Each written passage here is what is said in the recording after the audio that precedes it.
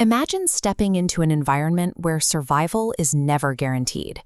When human beings face extreme scarcity, like the harsh trials of an unpredictable desert, our biological instinct is to close ranks. We hoard resources, isolate ourselves, and trust absolutely no one. Consider a traveler named Zach. He approaches this environment equipped with top-tier gear and a strict strategy of self-reliance.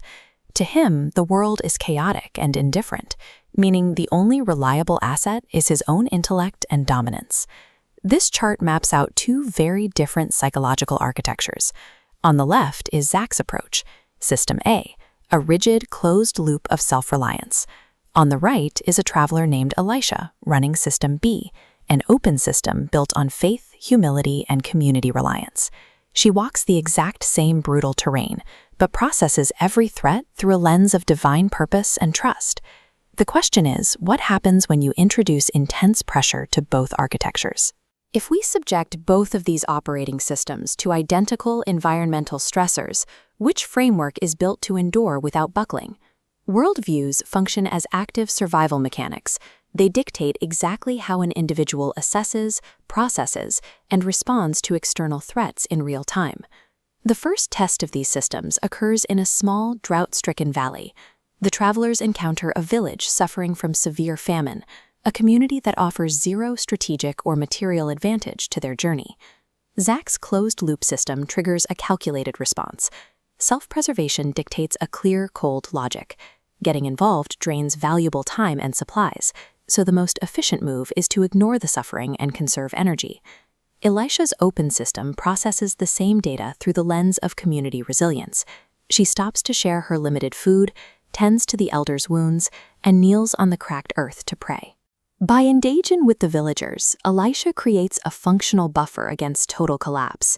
She teaches the community survival techniques, like dew collection and identifying edible wild plants, effectively expanding the village's survival window through shared knowledge.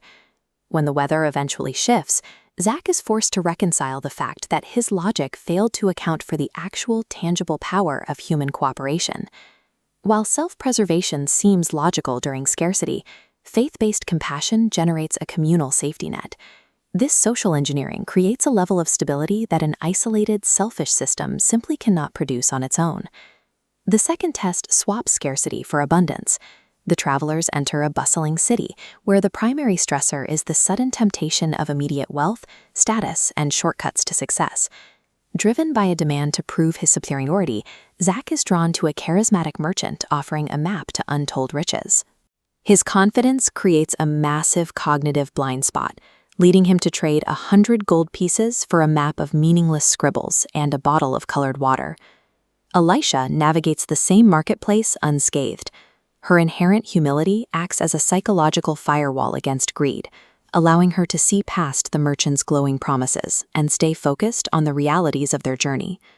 Arrogance functions as a critical liability. It short-circuits logic by prioritizing the ego's desire for validation over concrete evidence. Humility, by contrast, provides the clarity needed to survive deception. Leaving the city, they meet an old hermit who introduces a radical concept. The physical environment and individual experiences reflects the internal state of their mind. This theory is put to the test in the Valley of Mirages. Zach's cynicism and fear are projected outward, manifesting as terrifying illusions of crumbling wealth and total abandonment that paralyze him in a state of panic. This diagram shows cognitive filtering in action. Raw environmental data passing through a fear filter distorts into chaotic red static. The same data passing through a faith filter organizes into a clear, illuminated pathway.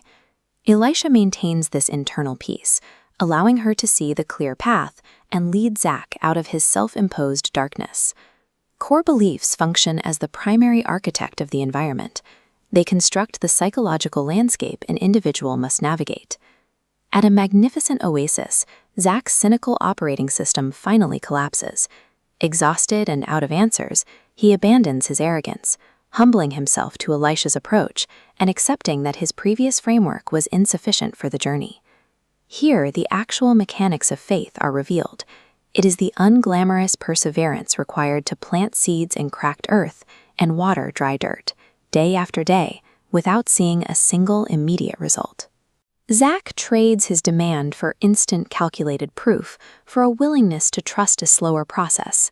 He joins Elisha, tending to the unseen seeds for 4 days, until the parched ground softens and tiny green shoots emerge from the soil.